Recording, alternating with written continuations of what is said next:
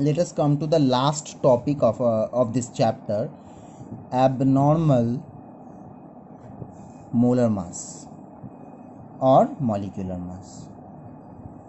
Abnormal molar mass or molecular mass. We all know that colligative property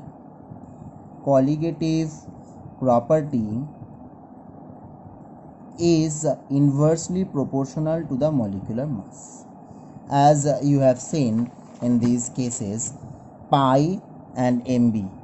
Okay, inversely proportional if d, r, t all are constant. In case of all the colligative properties, it is true. So colligative property is inversely proportional to the molecular mass. Molecular mass differs in case of in some cases. For example, in case of association,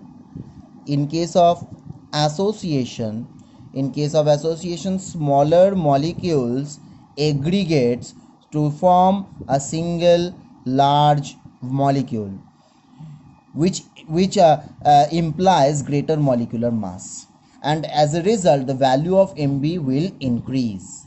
And if the value of mb increase, then the value of colligative property will decrease. And in case of dissociation,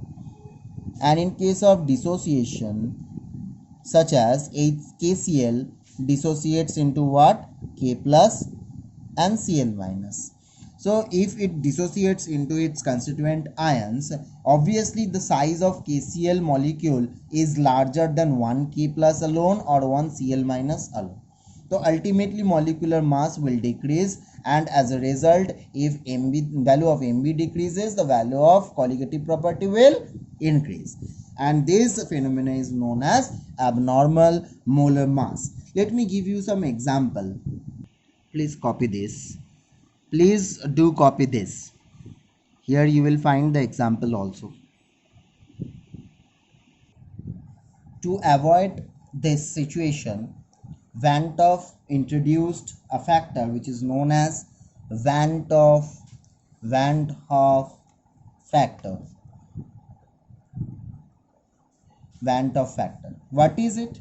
It is denoted with I, and I, small I, is equal to what?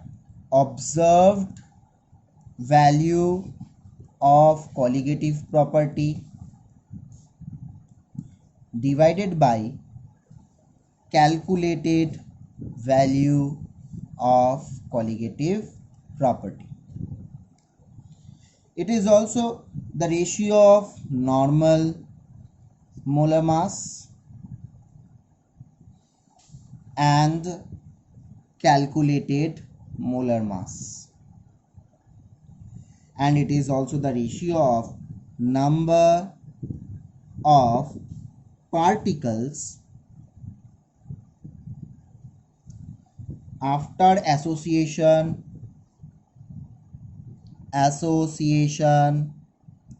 or dissociation.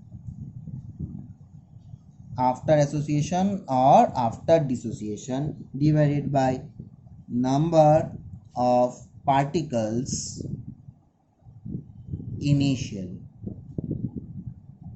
Did you get it, everyone? This is what I is. Now, how I is used? To correct the observed value of molar mass, Van 't Hoff factor must be included in different expressions for colligative properties. As in case of elevation of boiling point, delta Tb was supposed to be equal to Kb into molality, but after the introduction of Van 't Hoff factor, it will be I into Kb into m, and delta Tf will be equal to I into Kf into n, and pi, that is osmotic pressure, will be equal to I into CRT, and so on. So this is how I is used and applied. Let us discuss the relation between degree of dissociation and Van 't Hoff factor. Degree of dissociation is denoted by alpha, and Van 't Hoff factor is denoted by I. We know that. Okay. Now, suppose there is a molecule A, solvent molecule, and dissociation occurs, and hence if dissociation occurs, it will dissociate into n number of molecules maybe, and n number of molecules, and which are denoted as P. So NP, A is equal to N. So 1 mole will be dissociated into what? 1 mole when time t equal to 0, sorry, when time t equal to 0, 1 mole of A was there and 0 moles of P was there.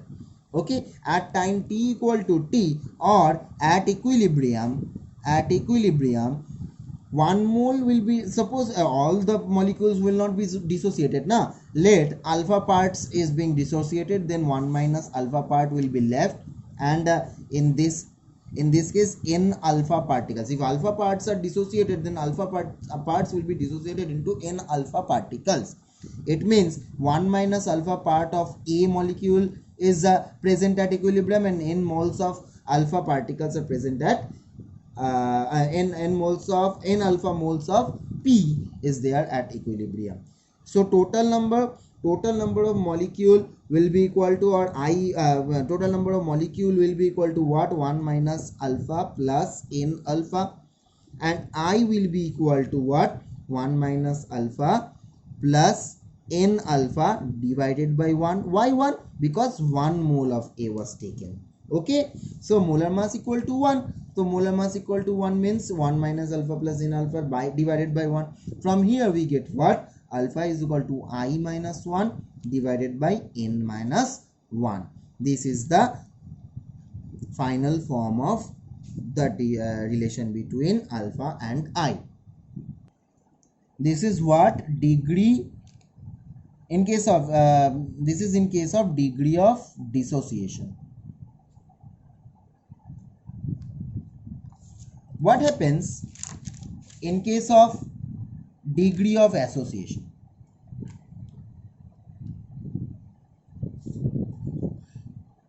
In case of degree of association, the reverse will take place. It means in moles of A will be converted into 1 mole of AN. It means aggregation. So initially when time equal to 0, when time t equal to 0, then 1 mole was there and 0 mole was there. But when time equal to t, that is at equilibrium, it will be converted into 1 minus alpha, same, but in this case it will be alpha by n, as n moles of n number of A atoms are combining to form one AN molecule. Is that clear? Alpha by n. So here we get what? Total number of molecules will be 1 minus alpha plus alpha by n, and I will be equal to 1 minus alpha plus alpha by n divided by 1. Okay, from here we get what? Alpha is equal to I minus 1 divided by 1 by n minus 1. This is the final form of the relation between degree of association and Bandt factor, and here the chapter ends.